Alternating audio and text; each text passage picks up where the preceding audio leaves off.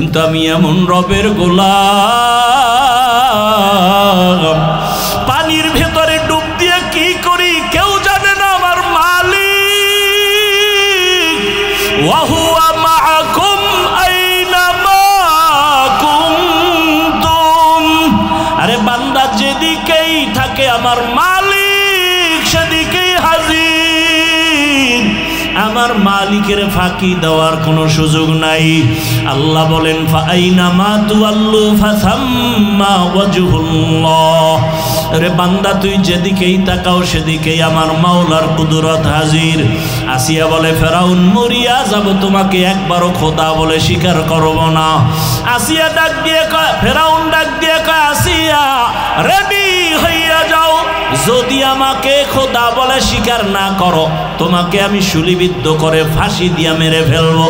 আসিয়া বলে মরতে রাজি, আমার মালিকের থেকে আমি জুদা হতে পারবো না রে ফেরাউন। ফেরাউন এবার ক্ষিপ্ত হইয়া এত বড় ক্ষমতাওয়ালা আসিয়ার মতো ব্যক্তির খানা বন্ধ করে দিল, বিছানাও বন্ধ করে দিল।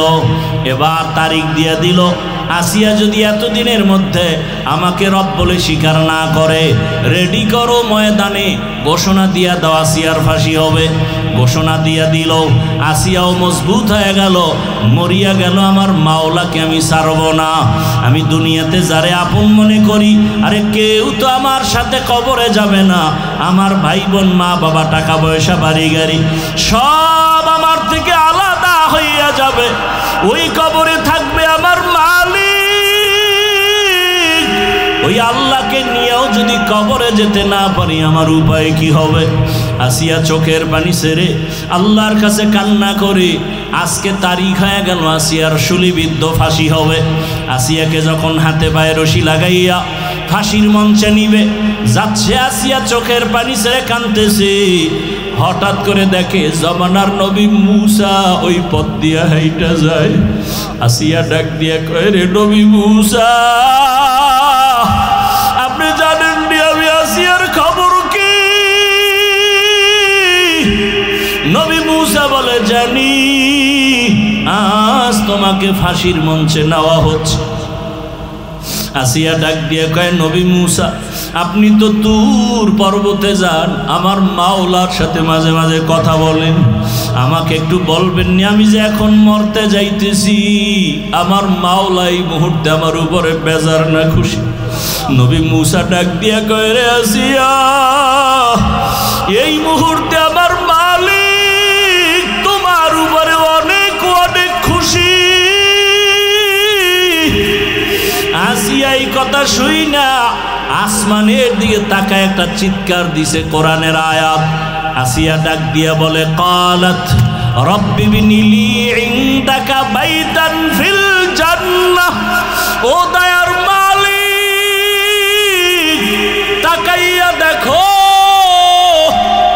এত ক্ষমতা এত টাকা সব আমি ফেলে দিলাম, আরামের ঘুম আমারে দিল না, খানাও আমারে দেয় নাই, আমি তোমার জন্য এত ধৈর্য ধারণ করেছি, এত বড় ক্ষমতাওয়ালার ঘরে থাইকাও আমি ঘুমানের মতো একটু জায়গা পাই নাই, এত বড় টাকাওয়ালার ঘরে থাইকাও খানা পাই নাই।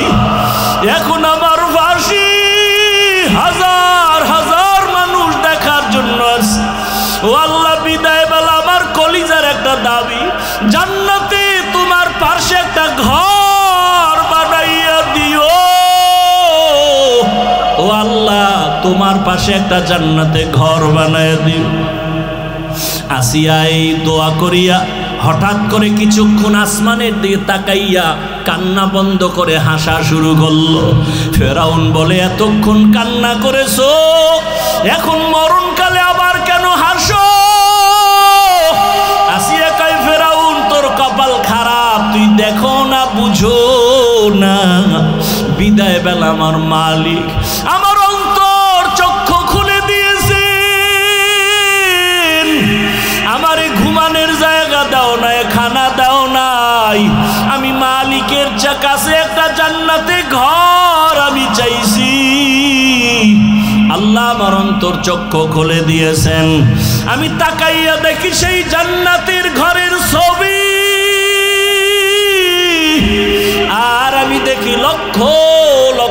ফেরেশতারা আমাকে নেওয়ার জন্য অপেক্ষায় আছে আসমানে।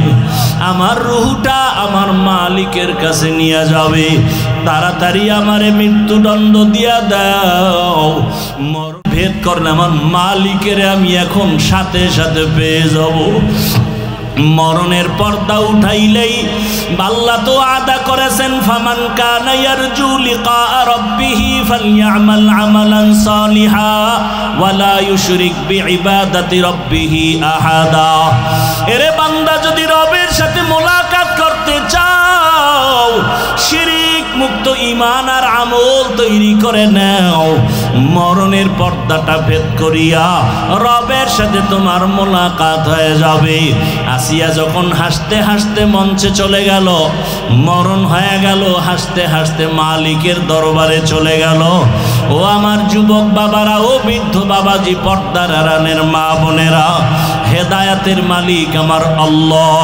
ওরে আবু জাহাল 13 বছর নবীর বয়ান শুনিয়াও কালেমা পড়ে না। ওমরের মতো বান্দা 27 বছরে নবীকে জবাই করতে আসিয়া কালেমাওয়ালা হয়ে গেল। জীবনে শখ লাগাইয়া শখ মিটাইয়া মনের মতো তো গুনাহ কম করো নাই রে বাবা। মনের শখ মিটাইয়া মনে চাইছে দাড়ি কাটবা, কত কাটছো, এখনো কি তোমার শখ মিটে নাই? মনে শখ লাগছে বেপরদায় নারী নিয়ে আড্ডা দিবা, কত দিছো, এখনো কি শখ মিটে নাই রে বাবা? আর কত বছর দাড়ি কাটলে শখ মিটবে? আর কত বছর আড্ডা দিলে শখ তোমার পূরণ হবে? মনে শখ লাগছে পার্কে পার্কে ঘুরবা, আর কত বছর ঘুরলে তোমার মনের শখ পূরণ হবে? এবং এটাও বলো, তোমার হায়াতের আর বাকি আছে কতদিন? চোখ দুইটা বন্ধ করে তাকাও, করোনার ভেতরে দেখো যুবকের লাশ, পানির মধ্যে গাড়ির নিচে ঘুমের বিছানায় শুধু যুবকের লাশ। কয়দিন আর বাঁচবারে বাবা? এখনো কি তওবা করবা না? মনেরে বুঝাও, তোমার মতো জেনারেল লাইনে পড়ুয়া যুবক আজকে চাকরি করে, ব্যবসা করে, ড্রাইভারি করে, নামাজ পড়ে, তুমি পারবা না কেন? কপাল বুঝি পুড়িয়া গেল। মনে মনে আমার আল্লাহকে তওবার নিয়তে ডাক দাও আর বলো, হে মালিক, এই ময়দানে আমার মতো গুনাহগার কেউ নাই। গুনার কারণে হাত না পাক, চোখ না পাক, জিহ্বা না পাক, অন্তর না পাক। ও আল্লাহ, তুমি জানো এই হাতের দ্বারা কত গুনাহ করেছি, চোখের দ্বারা কত গুনাহ করেছি, জবানের দ্বারা কত গুনাহ করলাম। আজকে থেকে তওবা করে নিলাম, মরিয়া গেল আর গুনাহ করব না, দাড়ি কাটবো না, নামাজ ছাড়বো না, বেপরদায় চলবো না, মা বাবার দোয়া নিয়ে চলবো, শিক্ষকের দোয়া নিয়ে চলবো, উলামায়ে কেরামের পরামর্শ নিয়ে নবীর তরিকায় চলবো। তওবা করার মতো যদি অন্তর তৈরি হয়, মুনাফিকি না থাকে, খাঁটি তওবার নিয়ত যাদের আছে, দুটো হাত আমার আল্লাহকে দেখাইয়া দাও। আয় আল্লাহ, হাতগুলো কবুল করে নেন, তওবা কবুল করে নেন, তওবার উপরে মজবুত হইয়া চলার তৌফিক দান করেন, আমিন। আলহামদুলিল্লাহি রাব্বিল আলামিন, والصلاة والسلام على سيد الأنبياء والمرسلين وعلى آله وأصحابه أجمعين يا أرحم الراحمين يا أرحم الراحمين يا أرحم الراحمين رب ارحمهما كما ربياني صغيرا اللهم إنك عفو كريم تحب العفو فاعف عنا اللهم إنا نسألك رضاك والجنة ونعوذ بك من سخطك وغضبك والنار اللهم إنا نعوذ بك من البرص والجنون والجذام وسيء الأسقام اللهم ارحمني بترك المعاصي اللهم ارحمني بترك المعاصي اللهم ارحمني بترك المعاصي يا رب اغفر لي يا رب اغفر لي يا رب اغفر لي রব্বানা লা তুযিগ কুলুবানা বা'দা ইয হাদাইতানা ওয়া হাব লানা মিন লাদুনকা রাহমা ইন্নাকা আনতাল ওয়াহ্হাব রব্বানা আতিনা ফিদ দুনিয়া হাসানাহ ওয়া ফিল আখিরাতি হাসানাহ ওয়া কিনা আযাবান নার। রহমতের নবী যাকে দেখলেই জাহান্নামের আগুন হারাম।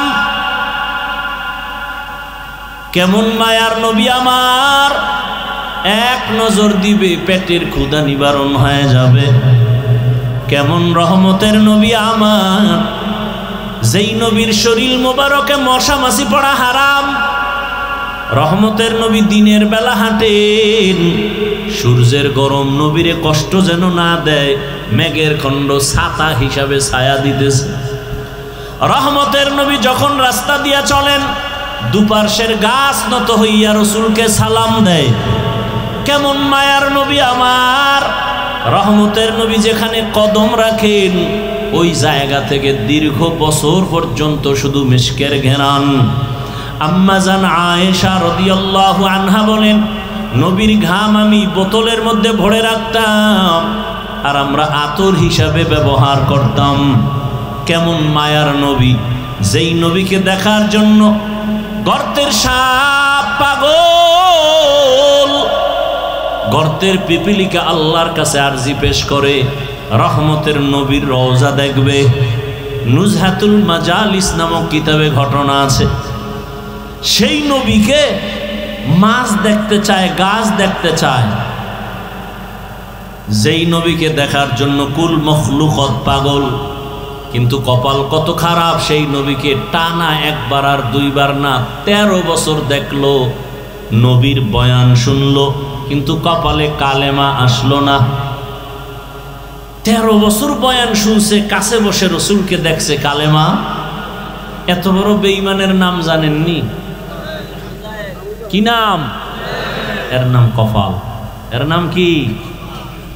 অন্যদিকে এক 27 বছরের যুবক তরবারি নিয়ে দৌড়ায় নবীকে জবাই করবে। কয় বছর? নবীকে জবাই করার জন্য তরবারি নিয়ে দৌড়ায়। রহমতের নবীকে একটা নজর দেখা মাত্র তরবারি ফালায় বলে, নবী বেয়াদবি মাফ করে দেন, কালেমার রশি আমার গলায় পড়ায় দেন। 13 বছর বয়ান শুনে কালেমা পড়ে না, আর রসুলকে জবাই করতে আইসা কালেমাওয়ালা হয়ে গেল। 27 বছরের যুবক, নাম জানেননি? এর নাম কফাল। বহুদিন ধরে প্রোগ্রামের প্রচারণা চলতেছিল, ঈদগায় বয়ান হবে, অনেকে আসার নিয়ত করেও আসতে পারে নাই, কফাল। আর একদল বাড়ির থেকে আসছে, বরগুনা ঈদগায় ওয়াজে যায়, কিন্তু প্যান্ডেলে বেহেশতের বাগানে ঢুকতে পারে নাই। দোকানে দোকানে ঘুরে আর গল্প করে, আড্ডা দেয়, কবিরা গুনায় লিপ্ত। এর নাম কফাল। আর একদল বেহেশতের বাগানে বৈশাও, কপাল বেশি সুবিধা না, গজবের মোবাইল সামনে নিয়া কলবের দরজা বন্ধ করে রেখেছে। আমার ওয়াজে হেদায়েত, এই বুঝাইতেছি যে আমার ওয়াজে হেদায়েত নাই। আমি বললেই কি মোবাইল বন্ধ হয়ে যাবে? বলবে এত হুজুর ওয়াজ করে, কারো লাগে না, আপনার লাগে কেন? হ্যাঁ, যে আমি মানুষ হইতে পারি নাই। আপনারা সবাই একটা ফেসবুকে ছবি দিতে পারলে কলিজা ঠান্ডা। সারা দুনিয়ার মানুষ দেখছে, তাকায় তাকায় তৃপ্তি নেয়। ফলোয়ার দেখছো কত? আমার 5 লাখ ফলোয়ার, আমার 5000 ফলোয়ার। একটা লাইভ দিছে, দেখছেন নি? আমি লাইভ দিলাম, কমেন্ট করে, হ্যাঁ হুজুর খুব ভালো লাগছে। আপনারও মন, আমারও মন। আপনি একটা ছবি দিতে পারলে দিল খুশি, আর আমার কাছে এটা বিষের মতো লাগে। এই যে স্টেজে ঢুকতেছি, কত মানুষ হাত বাড়ায় দিছে সালাম দেওয়ার জন্য। এক ঝামেলা যে সবার সাথে দিলে ঝামেলা, তারপরও দিতে পারি 2-4 জন। দেই না কেন? দেখি তো মোবাইল ওপেন করা, ওরা সালাম দেয় না, ছবি তুলতে চায়। তাহলে এই সালামে কোনো সওয়াব নেই। এই জন্য আমি নিচে তাকাইয়া ডাইরেক্ট উঠা যাই কারো সালামের। হ্যাঁ, দূরের থেকে আমি মুখ লড়ায় জবাব দিই, ওয়ালাইকুম আসসালাম, ওয়ালাইকুম আসসালাম। ও তো বাইরে যাই কইব ওরে অহংকারী, হ্যাঁ আট বাড়াইলাম এত বড় হয়ে গেছে, হে দিন গো হে। কিন্তু তুমি কি জন্য সালাম দিছো আমি তো টের পাইছি। তুমি একটা ছবি তোলার জন্য সালাম দিছো, এটা ফ্যাশন হবে, বরকত হবে না। এই সালাম আমি জানতে পারলে নিব না, ছবি তোলার সালাম আমি নিব না। আরে বলবে কে? দেখেন সবাই এটার পাগল, আমগো জাতি ভাইরাও পাগল। একজনে ছবি তুলতে একটা হুজুর ডোন্ট মাইন্ড, একটা ছবি যদি আল্লাহ উসিলে কিয়ামতে মাফ করে।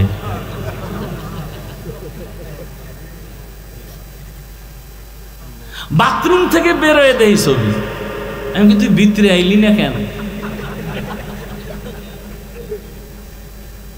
কত বড় ইতর!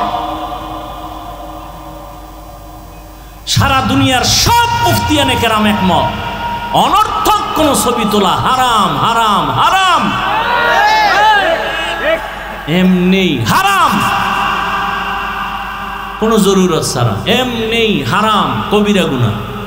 বসছে বেহেশতের বাগানে, করতেছে কবিরা গুনাহ। এখন একজনে বুদ্ধি যার বেশি কইব না না না আপনি এই কেন বললেন, আপনাকে কতটা ভালোবাসি এই জন্য রেকর্ড করতেছি। তা আপনার বুদ্ধি নেই, আপনার রেকর্ড হবে ভেজাল, ছবি আসবে না ভালো, কিন্তু আপনার কাজটা নিখুঁতভাবে তো মিডিয়াওয়ালারা করতেছে। সকালবেলা এখান থেকে ডাউনলোড করে নিলেই তো হয়। কি এতটুকু বুদ্ধি না থাকলে কচু গাছ খুঁজেন?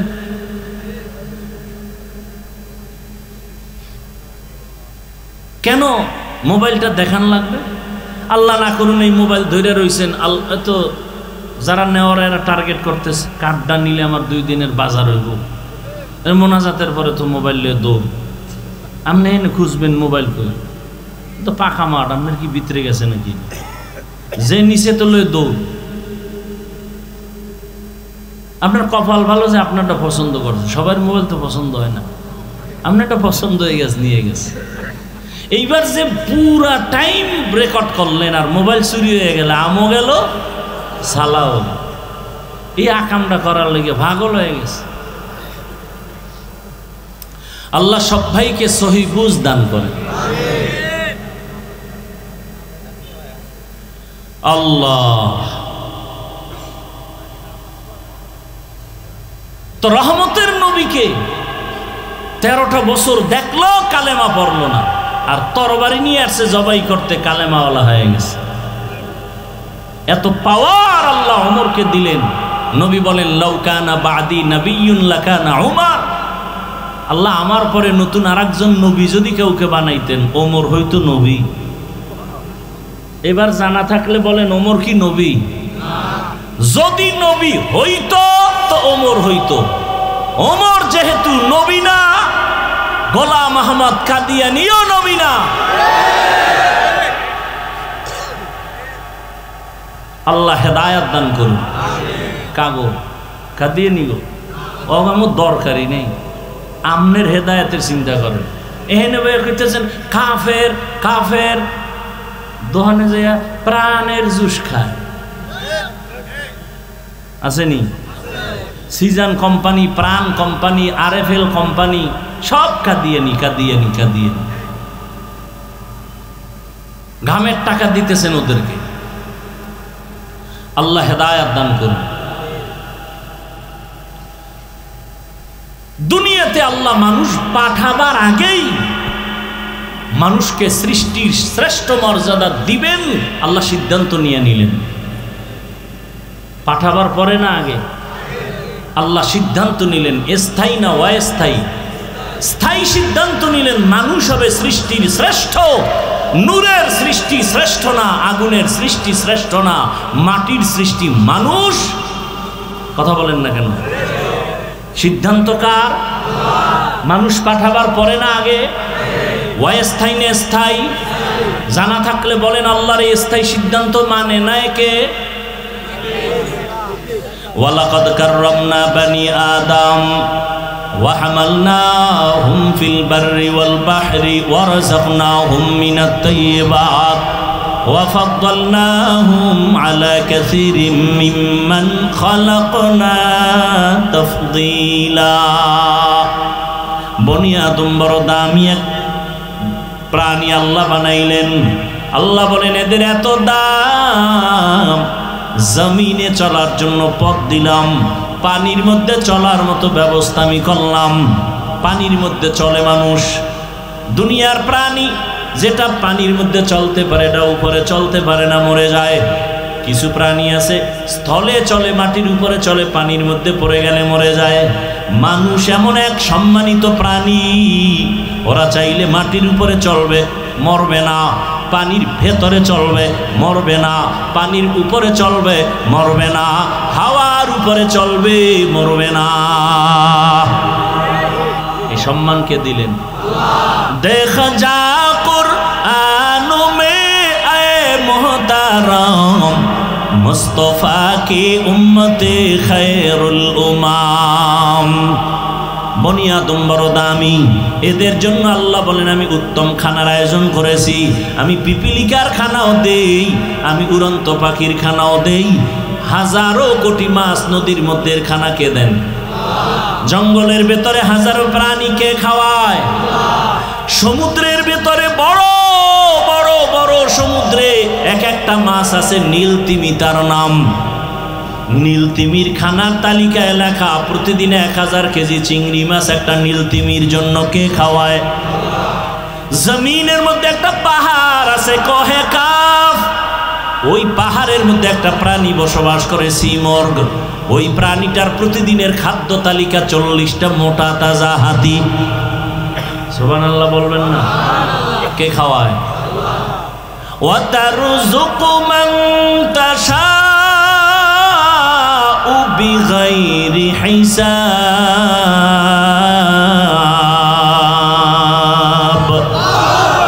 गर तवक्कुल मी गुनीहार सुबह शाम मी रसानत रिस्क तू अज़ला मकाम जुज़बा हक़ची ज़े मखाज़ इंसो जा फज़ले उआमस्ते दर जुमला जहा।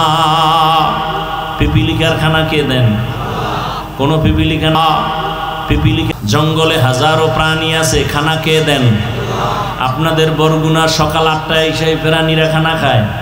সকালবেলা একটা পাখি বের হয়, বের হইয়া খোলা আকাশে উড়ে, সন্ধ্যাবেলা নিজের পেট ভরে বাচ্চার খানা নিয়ে বাসায় হাজির। কে খাওয়াইলো? কিতাবে আছে একটা কাক, কাক কাক চিনেন না? কাক কালো, কোকিল কালো, কালো মাথার কেশ, এর চেয়ে বসি কালো মনের হিংসালেশ। নিম তিতা নিন্দা তিতা আরো তিতা খর, এর চেয়ে বেশি তিতা 203-এর ঘর। চাকা গোল পয়সা গোল, গোলালু গোল, এর চেয়ে বেশি গোল মনের গন্ডগোল। একটা কাক যখন বাচ্চা দেয়, হায়াতুল হায়াওয়ানের ভেতরে আছে, কাক যখন বাচ্চা দেয় কাকের পশম কি? কালো। কিন্তু বাচ্চা যখন দেয় ওই বাচ্চার গায়ে কোনো পশম থাকে না 3 দিন পর্যন্ত। মা ভয়ে ওই বাচ্চাটার কাছেও যায় না, বাচ্চা একা, মা আলাদা। এরপরে বাচ্চা 3 দিন কে খাওয়াবে? কিতাবে লেখছে আল্লাহ একদল পোকা ওই বাসার সামনে উড়তে থাকে, সাদা সাদা পোকা, ওই বাচ্চার ঠোঁটের আগায় উড়ে বাচ্চাটাকে ধরে ধরে খায়। 3 দিন পর্যন্ত ওই মা কাছে যায় না। আল্লাহর কুদরতে ওই বাচ্চাটা পোকা খেয়ে খেয়ে 3 দিনের মধ্যে সাদা শরীরে কালো পশম চলে আসে। যখন কালো পশম চলে আসে বাচ্চাটার ভয় মায়ের অন্তরে থাকে না, তখন মা 3য় দিনের পরে আইসা বাচ্চাকে খানার জিম্মাদারি নিয়ে নেয়। কুদরত কার?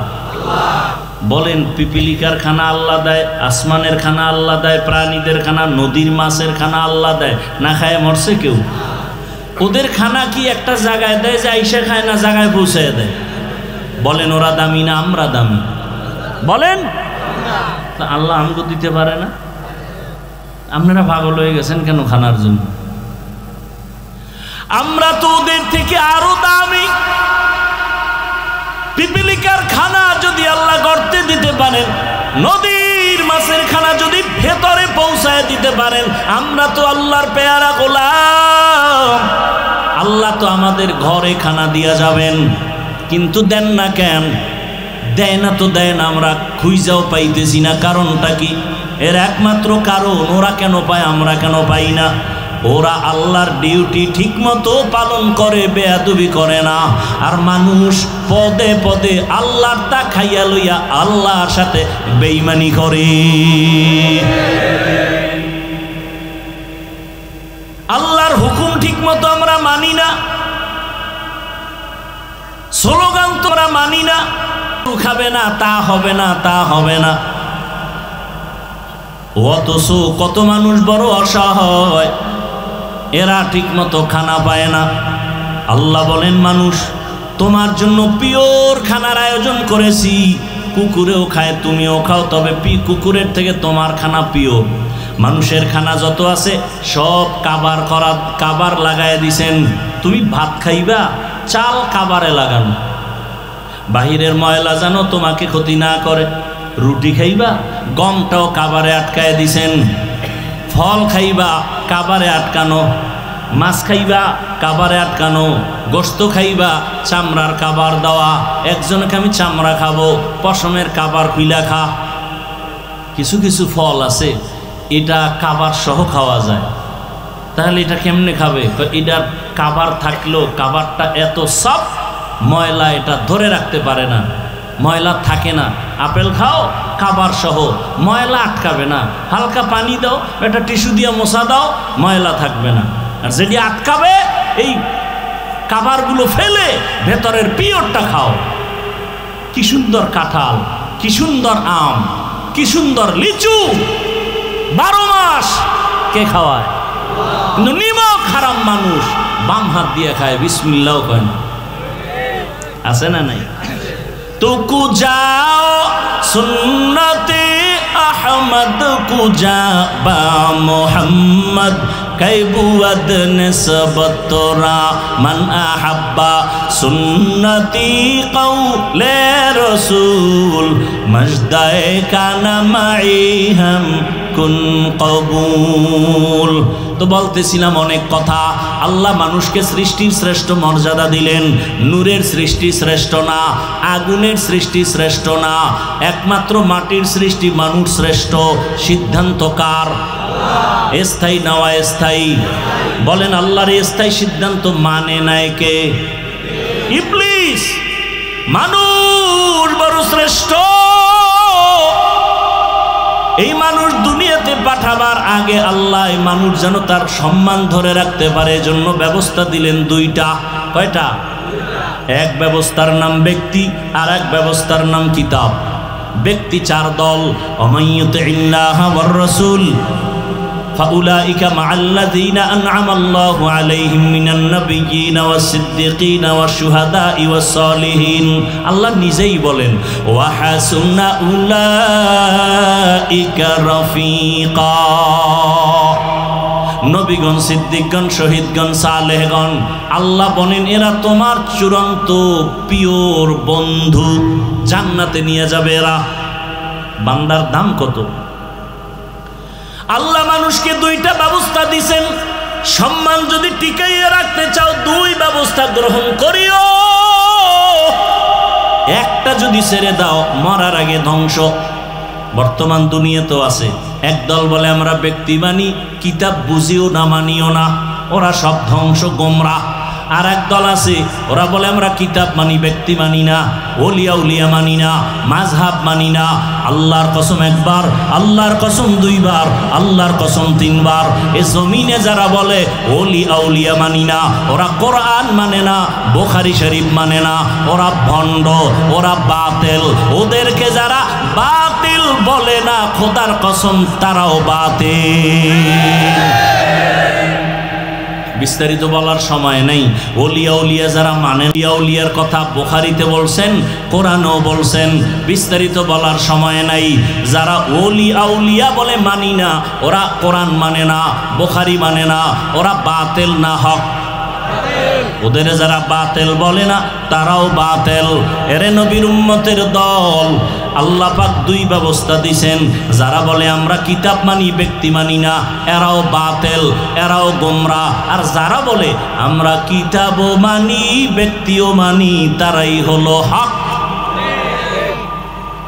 এবার আসেন, যত কিতাব আল্লাহ দিয়েছেন সমস্ত কিতাবের মধ্যে শ্রেষ্ঠ কিতাব হলো কোরআনুল কারীম।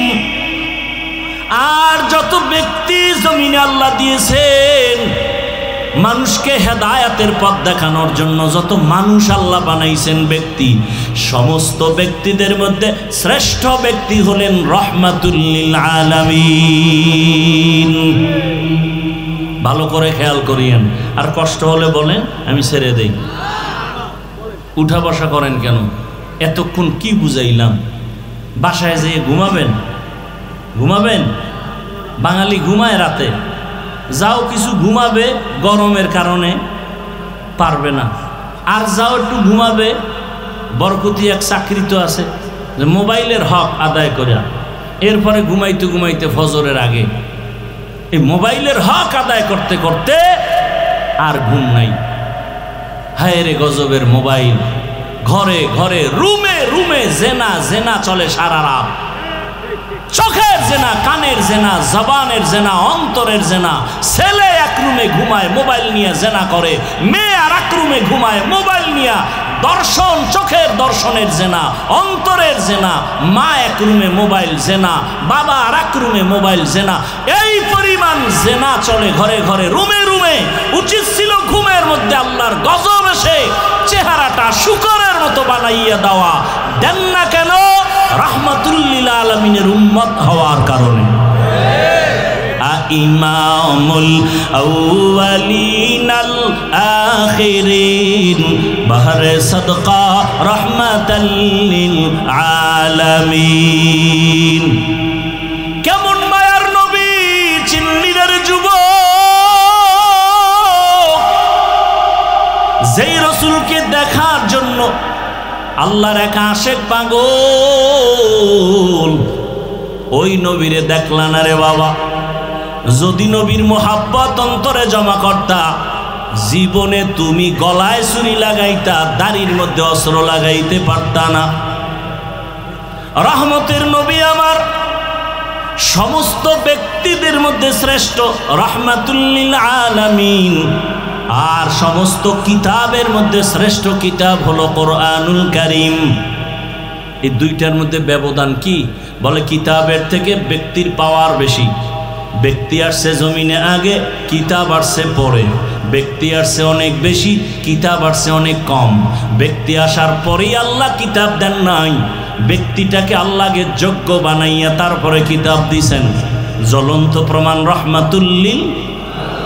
রহমতের নবীকে আল্লাহ পাক মক্কা নগরীতে পাঠাইলেন, আবার সেই শ্রেষ্ঠ কিতাব কোরআন ও মক্কা নগরীতে পাঠালেন। কিন্তু রহমতের নবীর কাছে আল্লাহ পাক সাথে সাথে কোরআন পাঠান নাই। রহমতের নবীর দীর্ঘ 40 বছর পার হয়ে যাওয়ার পরে আল্লাহ নবীর কাছে কোরআন অবতীর্ণ সূচনা করলেন। কয় বছর পর? 40 বছরের রসুল। রসুল তো রসুলই, অতুলনীয় এক ব্যক্তি। কেমন অতুলনীয়? কোনো উদাহরণ নাই। রসুল কেমন? তুমি যেদিকে ইশারা দিবা রসুল সেই ক্ষেত্রে অনেক বড়। রসুল বড়। কয় কেমন? সমস্ত দার্শনিকরা বলে পৃথিবীর শ্রেষ্ঠ দার্শনিক মুহাম্মদ। সমস্ত বৈজ্ঞানিকরা বলে পৃথিবীর শ্রেষ্ঠ বিজ্ঞানী মুহাম্মদ। পৃথিবীর সব ইতিহাসবিদরা বলতে বাধ্য হয়েছে পৃথিবীর শ্রেষ্ঠ ইতিহাসবিদ মুহাম্মদ সাল্লাল্লাহু আলাইহি ওয়াসাল্লাম। নবীর দেহ গঠনটা কেমন? পৃথিবীর সৃষ্টির সব মানুষের থেকে নবীর দেহ গঠন আলাদা। নবীর চেহারাটা কেমন? পৃথিবীর সবার থেকে নবীরটা আলাদা। নবীর শারীরিক শক্তি কেমন? সব দুনিয়ার মানুষ একদিক, রহমতের নবী ভিন্ন দিক। নবীজির যৌবনের শক্তি কেমন? সারা দুনিয়ার মানুষ একদিকে, রহমতের নবীর শক্তি ভিন্ন দিক। এরে আমার আল্লাহ তাকে এত সুন্দর করে বাছাই করে বানাইছেন। এক বাছাইয়ের নাম মুস্তফা, আর এক বাছাইয়ের নাম হলো মুজতবা। আমার নবী মুস্তফাও মুজতবাও। রহমতের নবীকে কেমন বাছাই করছেন? সব নবী রাসূল আমার আল্লাহ পাকের বন্ধু। মুসা নবী আল্লাহর বন্ধু, ঈসা নবী আল্লাহর বন্ধু, ইব্রাহিম আল্লাহর বন্ধু, ইউসুফ নবী আল্লাহর বন্ধু, মুহাম্মদও। ব্যবধান কি? সব নবী রাসূল আমার আল্লাহ তাআলার আশিক, আর আমার আল্লাহ নিজে হলেন মুহাম্মদের আশিক। ব্যবধান আছে না নাই? এমনি ভাবে সমস্ত সাহাবায়ে কেরাম আমার রাসূলের আশিক। আবু বকর রাসূলের আশিক, ওসমান রাসূলের আশিক, আলী রাসূলের আশিক, আবু হুরায়রা রাসূলের আশিক। কিন্তু রাসূল হলেন একমাত্র ওমরের আশিক। এই জন্য ওমরের মূল্য বেশি। কেমন মূল্য? ওমরের নাম শুনলে শয়তান পালায় যায়। ওমরের এত দাম, এত দাম। যুবক মদের বোতল নিয়ে রাস্তা দিয়ে হাঁটে, ওমর আসতেছে, কথার আগে তরবারি রেডি, যুবক কাঁপতেছে, বোতল ফালাইয়া দিতে পারে না। ওমর দেখছে, এখন কি করি? অন্তর দিয়ে মালিকরে ডাকছে, ও আল্লাহ, ওমরের থেকে বাঁচাও, মইরা জামু, জীবনে আর মত মুখে নিব না। ওমর আইসা খাই, যুবক বোতলটা দে। যুবক কাঁপতেছে, কাপোখানো হাতে দাও। মদের বোতল হাতে নিয়া ওমর তাকায় দেখতেছে, যুবকের যেই বোতলে মদ, ওই মদের বোতল ওমর হাত লাগায় তাকায় দেখে এক ফোঁটা মদও নাই, পুরা বোতলটা সাদা দুধে ভরা। হরকে দারত খৌফে হকদার দিল মাদাম, জন্নতুল মাওয়া দেহত ও রামকাম, জুজবা হকচি জে মখাজ ইনসুজা ফজলে উআ মস্তে দর জুমলা জাহা। রহমতের নবী মক্কা নগরীতে আসেন। 40 বছর পরে নবীকে কোরআন দিলেন কেন? নবীর জ্ঞান কি অন্যদের মতো নাকি? নবীর জ্ঞান তো কঠিন জ্ঞান। নবী কি বলে? আল্লাহ আমারে কি দিছে জানেননি? উতিতু ইলমাল আউয়ালিন ওয়াল আখিরিন। আদম নবী থেকে ঈসা নবী পর্যন্ত যত ইলম আল্লাহ দিবেন সবগুলো আমি মুহাম্মদকে দিবেন। তাহলে নবীর এত জ্ঞান, এত বুদ্ধি, সেই রাসূলকে 40 বছর পরে কোরআন দিলেন কেন? খুব খেয়াল করতেছেন? খুব খেয়াল করেন। কয় বছর পর দিলেন? কেন? নবীর আরো আগে দিলে নবী বুঝতেন না? কথা বলেন। তাও কি আবার 40 বছর পর দিতে যেও কি এক রাত্রে দিয়ে ফেলাইছেন? কোরআন শরীফের ওজন কত? 250 গ্রাম হইতো না। দইরা দেখছেন কেউ কোরআন শরীফ? কপাল খারাপ, ধরলে আবার যদি কোন গজবাইয়ে না। বহু মুসলমানের ঘরে কোরআন আছে, খুইলে জীবনে দেখলো না ভিতরটা কেমন। এমন কপাল খারাপ। 250 গ্রাম ওজন হবে না কোরআনের। দেখেন না আপনারা? 250 গ্রাম হবে? একটা বাচ্চাও ধরতে পারে। হাকিকতে এটার ওজন কত? জমিন বলে পারবো না এই ওজন নিতে, পাহাড় বলে পারবো না, আসমান বলে পারবো না, সবাইকে পারবো না। আল্লাহ কয় দে মানুষেরই দিয়ে দিলাম, জাহেল তোদেরকেই দিয়ে দিলাম চাপাইয়া, তোরা দুর্বল। ওয়াখলিকাল ইনসানু যায়ীফা, এরপরও দিলাম। দিতে গিয়ে হালাত কি? মাত্র 5 আয়াত নিয়ে জিবরাইল আইছে হেরা পাহাড়ের ভিতরে। ইকরা বিসমি রাব্বিকাল্লাযী খালাক। জিবরাইল চাপ দিছে একটা না কয়টা? কয় চাপ দিছে? 3টা। রেশমি কাপুরে আয়াতগুলো লেখা জিবরাইল ধরছে আর বলে ইকরা। নবী বলে মা আনা বিকারিন, আমি পড়তে জানি না। এই জোরে চাপ দিছে। বুখারীর ইবারত, নবী বলেন জিবরাইলের চাপে এই পরিমাণ আমার অসুস্থতা, জ্বর, আমি ভাবতেছি আমার মরণের কষ্ট শুরু হয়ে গেছে। মাত্র কয় আয়াত? জিবরাইল চাপ দিয়ে দৌড়। 3 বছরে আর আইয়ে না কোরআন নিয়ে। কয় বছর? 3 বছর পরে আবার লই আইছে, ইয়া আইয়ুহাল মুদ্দাসসির কুম ফাআনজির ওয়া রাব্বাকা ফাকাব্বির ওয়া সিয়াবাকা ফাতাহহির। বলেন তো এই কোরআন নবীর কাছে আসলো 40-এর পরে, এক রাত্রে? কতদিন? বলেন বলেন, সবাই বলেন। নবীর মতো ব্যক্তির কাছে যদি কোরআন আসতে 23 বছর লাগে, সেই কোরআন তুমি রাতারাতি বইরা মুফাসসির, রাতারাতি বইরা তুমি তাফসীর করো না? মুফাসসির লিখতে ভিজিটিং কার্ডে 8 আনাও লাগে না, লিখে দিছে মুফাসসিরে কোরআন। আমগো গ্রামে কয় না, বাপের নাম নাই সানগাজির বেয়াই। এত সোজা। তুমি চিনো কোরআন এটা কেমন কিতাব? 250 গ্রাম কোরআন, 23 বছর লাগছে রসুলের কাছে আসতে। তুমি এটা বাংলা বইরে বুঝা যাবে না। 20 বছর পর্যন্ত মাদ্রাসায় ডাউলের পানি, কেরমিনের খাও, হায় হায়, ডাউলের পানি, মিথ্যা কথা বলছি না। কত কষ্ট, লাকড়ির চুলা লাকড়ি টানতে টানতে আইনা দিতাম। আলু ভর্তা মাঝে মাঝে পাইলেও পাইতাম, না পাইলে নাই। সাদা উপরে পানি দিয়া কোন রকম চলতো, তাও আবার বাড়ি মাপা ভাত। এই যুগে যদি কেউ মাপ দিয়া ভাব দেয়, ও মাদ্রাসা শেষ। আর এখন মাইপে দেবে কেন? এখন তো 5 বেলা খাও, কি খালি খাওন, ঘুমের ওঠার পরে খাওন, ঘুমের আগে খাওন, টোস্ট বিস্কিট ডিম দুধ খাইতে খাইতে ফার্ম বানায় লাইছে।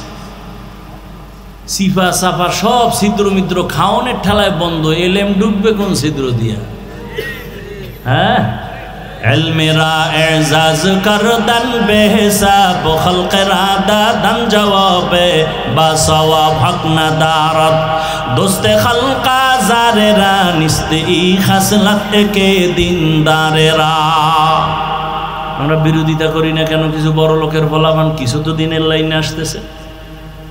বরকতপূর্ণ এলেমের জন্য আমাকে বলেন, এখানে বহু শিক্ষিত মানুষ, উলামায়ে কেরাম, আমার ওস্তাদ এখানে আছেন, বলুন একজন।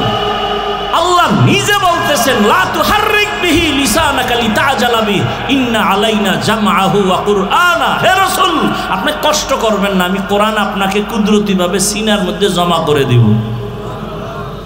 তা রসুলকে, সেই রসুলকে আল্লাহ পাক জিব্রাইল পাঠায়া 3 বার জোরে চাপ দিলেন। কেন? রসুলের জ্বর উঠে গেল কেন?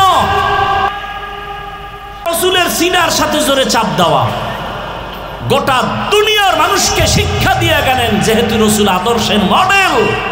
ও দুনিয়াবাসী, কোরআনের এলেম যদি চাও, কষ্ট ছাড়া অর্জন হবে না। বলে কি পরিমাণ? কয় তুমি যেই পরিমাণ কষ্ট করবা, এলেমের উপকার সে বরকত সেই পরিমাণ পাবা। কষ্ট কমতেছে, বরকত কমতেছে, কষ্ট কমতেছে, বরকত কমতেছে, কষ্ট কমতেছে, বরকত কমতেছে। এটা বুঝবো কেমনে বরকত যে? এটাও তো বুঝার মানুষ নেই।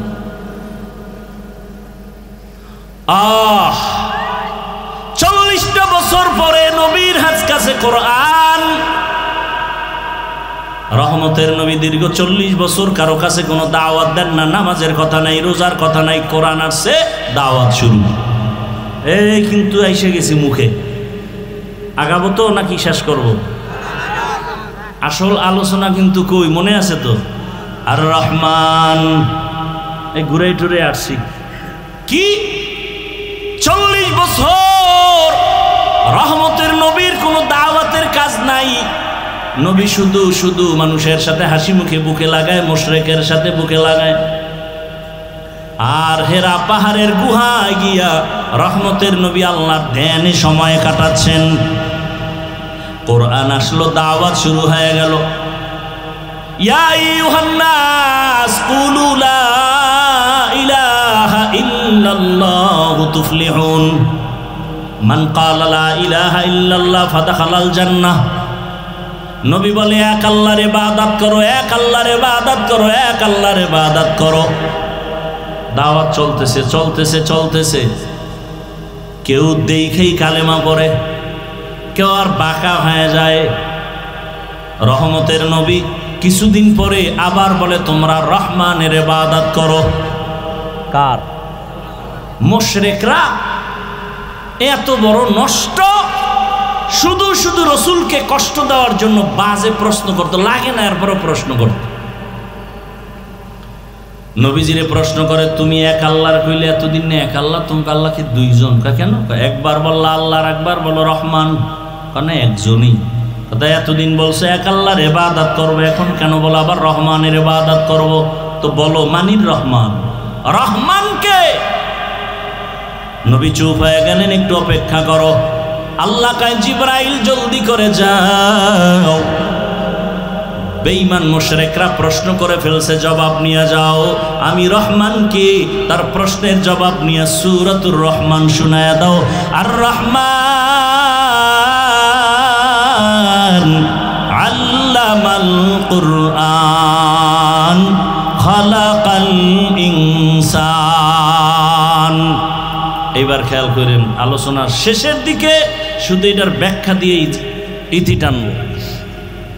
রহমানের পরিচয় দিয়ে আল্লাহ আয়াত নাজিল করলেন, অর্থটা খেয়াল করেন তো। আর রহমান আল্লামাল কুরআন খালাকাল ইনসান, রহমান হলেন তিনি, কোরআন শিক্ষা দিলেন যিনি। রহমান হলেন তিনি, মানুষ সৃষ্টি করলেন যিনি। এবার পেশ লাগছে নি? ও আল্লাহ, দুনিয়াতে সৃষ্টি হইলাম আগে, বড় হইয়া তারপরে কোরআন শিখছি। আল্লাহ কয় না না, আমি সৃষ্টি আগে করি নাই, আগে আমি কোরআন শিখাইছি, তারপরে মানুষ বানাইছি।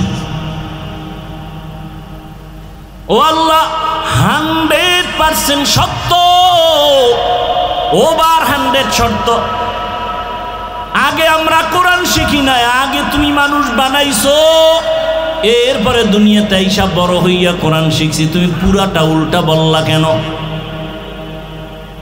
আমরা আগে সৃষ্টি হইছি না, পরে কোরআন শিখছি। আল্লাহ কয় না না, আমি আগে কোরআন শিখাইছি, তারপরে মানুষ বানাইছি।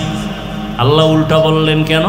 মুফাসসিরিন ইকরাম বলেন আল্লাহটাই ঠিক, আমি বুঝি না কেন আমার মেমোরির জিবি কম। মেমোরির জিবি কি কম? মেমোরির সাইজ ডিজাইন সব এক, ভিতরের কারবার কথা বুঝেন না? 1 GB 2 GB 3 GB 4 GB 5 GB আছে না নাই? কালার ডিজাইন সব এক, ভেতরের কারবার আলাদা। 1 GB ওয়ালা 4 GBর কিছু যদি নিজের মধ্যে নিতে চায় পারবে? শেষ সময় হ্যাং হয়ে যাবে। আল্লাহ বলছেন সঠিক, কিন্তু আমি দেখি উল্টা কেন? বলে আমার জিবি কম। যাদের জিবি একটু বেশি তারা ব্যাখ্যা দিয়ে গেছেন, তারা মুজতাহিদ ইমাম ব্যাখ্যা দিয়ে গেলেন আল্লাহটাই ঠিক। ফাইলুল হাকিম লা ইয়াখলু আনিল হিকমাহ, হাকিমের কোনো কাজ হিকমত থেকে খালি না। এবার আল্লাহ বলছেন, মুফাসসিরিনে কেরাম বলেন আল্লাহ যে বলছেন আমি আগে কোরআন শিখাইছি তারপরে মানুষ বানাইছি, এটা কোন মানুষ? যারা বিনা হিসাবে জান্নাতে যাবে সেই মানুষ। তাহলে আমরা যাবো না, আমরা মানুষ না, কেন তোরা মানুষ না? বুজুর্গ বলতেছেন মাওলানা হওয়া সহজ, পীর হওয়া সহজ, ডাক্তার হওয়া সহজ, মানুষ হওয়া বড় কঠিন। গর্বসুরত আদমি ইনসাবুদে আহমদবু জাহলো হামেক সাবুদে আদমিরা আদমিয়ত লাজেমাস আউদেরাগার বুনা বাসদ হি জামাস। মানুষ হওয়া বড় কি? বড়ই কঠিন। আরে তুমি বাঘরে ভয় পাইতেছ, আর যারা আসল মানুষ এদেরকে বাঘে ভয় করে। উজানির জমিনে ঘুমন্ত ওলিয়ে কামেল, নোয়াখালীর জমিনে বাবায় টাকার বালিশ বানাইয়া ঘুমায়, আর সে বাবার টাকা বাদ দিয়া উজানির কারি ইব্রাহিম চলে গেলেন দেওবন্দ লেখাপড়া করার জন্য ভারতে। মাওলানা হলেন, জগৎ বিখ্যাত 7 কেরাতের কারি হলেন, বাইতুল্লাহ লেখাপড়া শেষ করে গঙ্গুহি দরবারে গেলেন, তাওয়াজ্জু নিলেন, সবক নিলেন, খেলাফতের জিম্মাদারি পেলেন। বাইতুল্লাহ গিয়া কোরআনের তেলাওয়াতের এমন আওয়াজ, মক্কার মানুষ আশেক হয়ে গেল। ইমামতিতে তারে রেখে দিলেন। এক পর্যায়ে সৌদির মেয়ে তার হাতে বিয়া দিলেন, শর্ত মেয়েটাকে বাংলাদেশে নেওয়া যাবে না। রশিদ আহমদ গাঙ্গুহি চিঠি লেখলেন, এই ইব্রাহিম, বাংলাদেশে যাইয়া কালেমার খেদমত করো।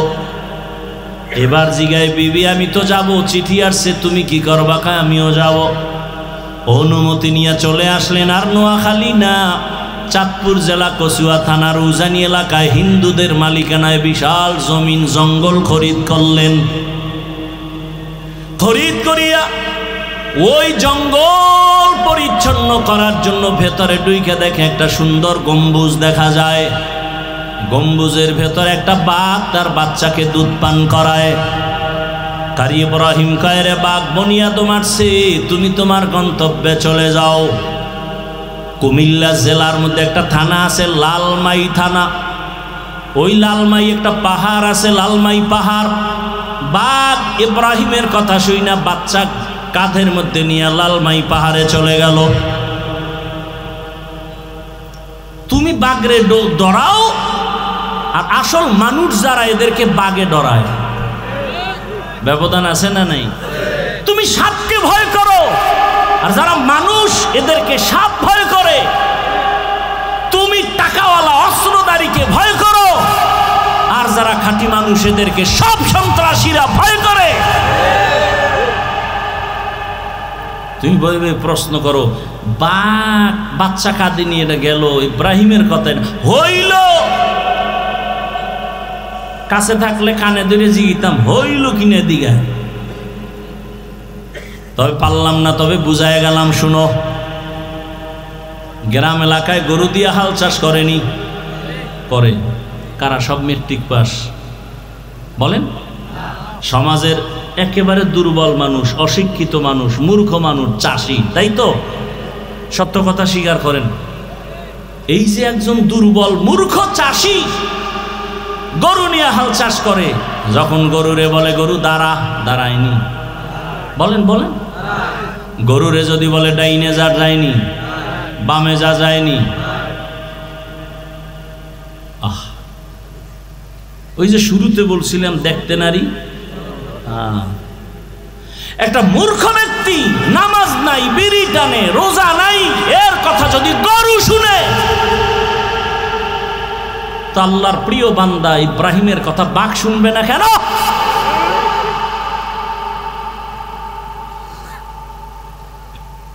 লোকমা দিও না, কপাল ঘুরবে, সাবধান। লোকমা দিতে গিয়ে বেদবি করো না, খবরদার। একটু আগে না বলছি, অলিয়া উলিয়া যারা মানে না, আল্লাহ 2 দলের সাথে যুদ্ধের ঘোষণা দিয়েছেন। 2 দল, আল্লাহ নিজে যুদ্ধ করবেন। কতটা ভয়ঙ্কর কথা! 2 দলের সাথে। এক দল কোরআনে আছে, আর এক দলের কথা বুখারীতে আছে। কোরআনের বর্ণিত দল, যার সাথে আল্লাহ নিজে যুদ্ধ করবেন, ওই দল সুদখোরের দল। আর বুখারী শরীফে আছে, আল্লাহ নিজে যুদ্ধ করবেন ওই দলের সাথে যারা ওলিয়া উলিয়ার সাথে দুশ্মনী করে। বুখারী হাদিসে কুদসি। আল্লাহ হেদায়াত দান করুন। ভাইরা আমার, তাহলে আমরা মানুষ, আসল মানুষ এখনো হতে পারি নাই। আদম নবীর বংশে, এই জন্য জমিনে যত মানুষ, মুফাসসিরিনে কেরাম বলেন, মানুষ আছে কয়েক লাইনের। একদল মানুষ আছে বংশগত মানুষ, আর একদল মানুষ গুণগত মানুষ, আর একদল মানুষ জন্মগত মানুষ। আদম নবীর বংশে জন্ম নিলাম, বংশগত মানুষ। এই পরিচয়ে নাজাত পাওয়া যাবে না, জান্নাত পাওয়া যাবে না। বাবার ঔরসে জন্ম নিলাম আমি, জন্মগত মানুষ। এই পরিচয়ে জান্নাত পাওয়া যাবে না। একমাত্র জান্নাত পাবে ওই মানুষ যারা গুণের মানুষ। কিসের মানুষ? গুণের মানুষ। এরাই মানুষ, এরাই বিনা হিসাবে জান্নাতে যাবে। এবার বোঝার চেষ্টা করি গুণের মানুষ কাকে বলে। ভালো একটা মূলনীতি মনে রাখবেন আজীবনের জন্য। কোনো ব্যক্তি যদি কোনো জিনিস বানায়, কোনো একটা কাজের জন্য বানায় না, বস্তুটা যেই কাজের জন্য বানানোওয়ালা বানায়, ওই বস্তুটার ওই কাজ হলো ওইটার গুণ। যেমন এই মাইকওয়ালা মাইক বানাইছে আওয়াজ দূরে দেওয়ার জন্য, তাহলে এই মাউতের গুণ আওয়াজ দেওয়া। বাতিওয়ালা বাতি বানাইছে কেন? বলে আলো দেওয়ার জন্য, আলো দেওয়া বাতির গুণ। পাখাওয়ালা পাখা বানাইছে কেন? বলে বাতাস দিয়ে ঠান্ডা করবে, পাখার গুণ বাতাস দেওয়া। মাইকের গুণ আওয়াজ দেওয়া, বাতির গুণ হলো কি? আলো দেওয়া। মাইক যদি আওয়াজ না দেয় সবাই বলবে এটাকে ভেঙ্গে ফেলে, ওটা গুণের মাইক না। বাতি যদি আলো না দেয় বলবে এটারে ভেঙ্গে ফেলে, ওটা গুণের বাতি না। যদি পাখা বাতাস ঠিক মতো না দেয় সবাই বলবে এই পাখা ভেঙ্গে ফেলে, ওটা গুণের পাখা না। ভালো করে বুঝেন, যেই জিনিসটা যেই কাজের জন্য বানায় ওই কাজ হলো ওই জিনিসের গুণ। মাইক বানাইছে কোন কাজের জন্য? আওয়াজ দেওয়া। বাতি বানাইছে কোন কাজের জন্য? আলো দেওয়া। পাখা বানাইছে বাতাস দেওয়ার কাজের জন্য। তাহলে পাখার গুণ কি? বাতাস দেওয়া। বাতির গুণ কি? আলো দেওয়া। এবার আমাকে জবাব দেন, মানুষ বানাইছেন কোন কাজের জন্য? বলেন। ওমা খালাকতুল জিন্না ওয়াল ইনসা ইল্লা লিয়াবুদুন। মা খালাকতুল জিন্না ওয়াল ইনসি বাখা জুজ ইবাদত নিস্তে মাকসুদ আজ্জাহা। ইবাদতের জন্য আল্লাহ মানুষ বানাইছেন। এবার বলেন মানুষের গুণের নাম কি? এই বলতেছি ভুলে গেছে। মানুষের গুণ কি? ইবাদত। ইবাদত মানে সারা রাত তাসবিহ টানা, সারাদিন রোজা রাখা, সারাদিন তেলাওয়াত করা না। বান্দা তুমি জীবনে যা করবা সব ইবাদত, তবে হতে হবে দুই শর্তের বিনিময়। এক শর্ত রেজাবিল কাজা, দ্বিতীয় শর্ত তরিকায়ে রাসূল। আমি যা করব যা বলবো সব হবে আল্লাহর সন্তুষ্টির জন্য, রহমতের নবীর আদর্শ অনুযায়ী। নবীজির আদর্শ মতো নামাজ পড়ো ইবাদত, নবীর আদর্শ মতো খানা খাও ইবাদত, নবীর আদর্শ মতো পানি পান করো ইবাদত, নবীর সুন্নাত আদর্শ মানিয়া তুমি ব্যবসা করো ইবাদত। এই যে এক বোতল পানি স্টেজে, আপনিও পানি পান করবেন, আমিও করব পিপাসা নিবারণের জন্য। আপনি কি করলেন? বাম হাত দিয়া বোতলটা নিয়া ডান হাত দিয়া মুখটা খুললেন, খুইলা বাম হাত দিয়ে একটা টান মারলেন, এক টানে আধা বোতল নাই। আমিও পানি পান করব। আমি ডান হাতে বোতল নিয়া বাম হাত দিয়া মুখা খুলব, এরপরে ডান হাত দিয়া পানি পান করব। পুরা বোতলের পানি পান করব, তবে 3টে স্টেপে পান করব। আমার পানিও পান হবে, সুন্নত আদায় হয়ে যাবে। জুতা আপনিও পরেন, আমিও জুতা পরি, রহমতের নবীর আদর্শ অনুযায়ী পরেন, ইবাদত হবে। বাথরুমে যাবেন, আমিও বাথরুমে যাই, ইবাদত বানায় যান। বাথরুমে যাবেন, নবীজি বলেন খালি মাথায় যাইও না, খালি পায়ে যাইও না, বাম পা দিয়া ঢুকো, ডান পা দিয়া বের হও। বাথরুমে গিয়া বাম পায়ের উপরে ভর করে বসবা সুন্নত। বাম পায়ের উপরে ভর করিয়া হাঁটুর উপরে কাপড় উঠানো যাবে না, হাঁটু ঢেকে বসবে, এটা সুন্নত। খালি মাথায় যাবা না, কারণ পুরা বাড়ির বাথরুমের মধ্যে থাকে জিন শয়তানের আড্ডা। ওখান থেকেই কিন্তু সবাই বিপদগ্রস্ত হয়ে যায়, অনেক অ্যাক্সিডেন্ট হয়ে যায়। রহমতের নবীর আদর্শ মতো বাথরুমে যাও, ইবাদত হয়ে যাবে। জুতা পরবা নবীর আদর্শে, ডান জুতায় ডান পা আগে ঢুকাবা, এরপরে বাম জুতায় বাম পা ঢুকাইয়া লেভেল পজিশনে দাঁড়াও। এবার যখন তুমি কদম দিবা, নবীর সুন্নাত হলো ডান পা দিয়া কদম শুরু করো, এটা সুন্নাত। ঘর থেকে বের হও, ডান পা দিয়া সুন্নাত। আবার ঘরের মধ্যে ঢুকো, ডান পা দিয়া সুন্নাত। ডান ডান সব হেমানে কেন? একটা উসুল কি? ভালো কাজ হবে ডান দিক থেকে। অনেকের কাছে বিড়ি টানা ভালো কাজের জন্য ডান হাতে টানে, আর চা টানে বাম হাতে। কথা ঠিক নেই? রহমতের নবীর আদর্শ ছাড়া কোনো ইবাদত হবে না। যা করো সব, আর রসুল এমন কোনো কাজ নাই যা শিখায় যান না। আর রসুলের আদর্শ বাদ দিয়ে যদি কেউ নামাজও পড়ে, ইবাদত হবে না। রোজাও রাখে, ইবাদত হবে না। যেমন একজনে 30 রোজা রাখতে রাখতে খুব আবেগ বাইরে গেছে, ঈদের দিনও রোজা রাখি, সওয়াব হবে? কেন? রসুলের আদর্শে নাই। রাতে আপনি ঘুমাবেন ইবাদত। রহমতের নবী বলেন, কেউ যদি এশার নামাজ পড়ে ঘুমায়, আবার ঘুম থেকে উঠা ফজরের নামাজ আদায় করে, ঘুমাইয়া যেই সময়টা ব্যয় করবে ওই সময়টাও নেকের পাল্লায় ওজন করা হবে। রহমতের নবীর ইবাদত আদর্শ মেনে ইবাদত করো। এইবার ভালো করে বুঝেন, মানুষের গুণ হলো ইবাদত করা। ইবাদত মন করা হবে না নবীর তরিকায়?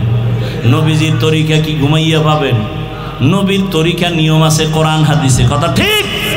কোরআন হাদিস তো আপনি বুঝেন না। কোরআন হাদিস বুঝার জন্য লাগবে ওলামায়ে কেরাম। সহজ, ওলামায়ে কেরামের কাছে গিয়া কোরআন হাদিস বুঝা ইবাদতের নিয়ম যাই না। ইবাদত করলে আপনি হবেন গুণের মানুষ। এদিকে ইঙ্গিত করে আমার আল্লাহ বলেন, আর রহমান আল্লামাল কুরআন খালাকাল ইনসান। আমি আগে কোরআন শিখাইছি, তারপরে মানুষ বানাইছি। অর্থাৎ গুণের মানুষ হইতে হলে লাগবে ইবাদত, ইবাদত জানতে হলে লাগবে কোরআন, কোরআন বুঝতে হলে লাগবে উলামায়ে কেরাম। এক কথায় জবাব, উলামায়ে কেরামের সোহবত ছাড়া মানুষ হওয়া যাবে না। আউলিয়ারা কারে উকবা ইখতিয়ার, জাহেলারা কারে দুনিয়া ইখতিয়ার। আসল মানুষ উলামায়ে কেরাম বানান, এর কারিগর হলো মাদ্রাসার ভেতরে কোরআনের সোয়াবাইয়া। ও আমার যুবক বাবারা, তার মানে এটা না যে মাদ্রাসা ছাড়া আর কোনো পড়ার গতি নাই। আমি যে এতক্ষণ বয়ান করলাম, জীবনে কোনো দিন বলি নাই আরে ভাই সবাই আমার মতো পাস করলি লাগাও। আমি কওমি মাদ্রাসায় পড়েছি, তুমিও কওমিতে যাও, একবারও বলি নাই। স্কুলে পড়ো বন্ধ করো, তাও বলি নাই। আমি তাবলিগের লাইনের সন্তান, তুমি তাবলিগে যাও, তাও বলি নাই। আমি পীরের মুরিদ, তুমি পীরের কাছে যাও, তাও বলি নাই। বরং আমি জেনারেল লাইনের আমার কলিজার যুবকদের বলে যাই, ও বরগুনা জেলার যুবক বাবারা, কলিজা ভরে দোয়া করে গেলাম, এখানে হাজারো বান্দার দোয়া কবুল হবে। তুমি স্কুলে পড়ো, দোয়া করে গেলাম, স্কুল সারিও না। কলেজে পড়ো, কলেজ সারিও না। তুমি ডাক্তার হও, ইঞ্জিনিয়ার হও, প্রফেসর হও, সাংবাদিক হও, ওকিল হও, এসপিডিসিওসি হও, তুমি একজন এমপি মন্ত্রী হও, তবে দাবি আমার বাবা বেয়াদব হইও না। বলবা হাফিজ ভাই এতক্ষণ বয়ান করলেন, ডাক্তার হব ধন্যবাদ, ইঞ্জিনিয়ার হব ধন্যবাদ, বেয়াদব হব না, তার মানেটা কি? তার মানে হলো তিনটা জায়গায় বেয়াদবি করবা না। খোদার কসম, যদি বেয়াদবি করো মরার আগে পঙ্গু হয়ে যাবা। এক নম্বরে মা বাবার সাথে বেয়াদবি করবা না, জীবন ধ্বংস হয়ে যাবে। দুই, শিক্ষকের সাথে বেয়াদবি করবা না, জীবন ধ্বংস হয়ে যাবে। তিন, উলামায়ে কেরাম মুরব্বির সাথে বেয়াদবি করবা না। ভালো করে শুনে রে যুবক, আমি হাফিজুর রহমান, এই চেয়ারে বসার খোদার কসম কোনো যোগ্যতা নাই। আমার মা বাবার চোখের পানি আর আমার মুরব্বিদের দোয়া। তবে বয়ান যে করতেছে, আমার আম্মা আমারে ধরে ধরে বয়ান শিখান নাই, আমার আব্বা জান আমাকে জীবনে বয়ান শিখান নাই। আমাকে এখানে বসাইছেন আমার মা বাবার চোখের পানি, কিন্তু বয়ান করাইতেছেন আমার ওস্তাদের মেহনত। আমার ওস্তাদরা ধরে ধরে আমাকে বয়ান শিখাইছেন, কথা শিখাইছেন, আমাকে দস্তখাত দেওয়া শিখাইছেন। মা বাবার অবদান একদিকে, ওস্তাদের অবদান আছে আর একদিকে। এবার বয়ানও শিখে ফেলছি, কিন্তু বয়ানের মধ্যে রুহু নাই, রুহু নাই, বয়ান চলে, মানুষের চোখে বাণী নাই, নিজের মধ্যে ইখলাস নাই। এটা আনার জন্য লাগবে আল্লাহ ওয়ালাদের নেক নজর। এই জন্য বলেছি, এটাও শুনে রাখো, জীবনে কোনো মা বাবা সন্তানের জন্য বরদোয়া করে না, কোনো শিক্ষক ছাত্রকে বরদোয়া করে না, কোনো আলেম উম্মতকে বরদোয়া দেয় না। তবে বরদোয়াটা অন্তর থেকে মাঝে মাঝে এসে যায়। যদি মাকে বাবাকে কষ্ট দাও আর মা বাবায় যদি কষ্ট পায়, বলে আহ এটাই তোর জীবন ধ্বংসের কাল হয়ে যাবে। শিক্ষক কষ্ট পেয়ে যদি বলে আহ নিঃশ্বাসটা ছেড়ে দিবে, তোর কপাল পুড়ে যাবে।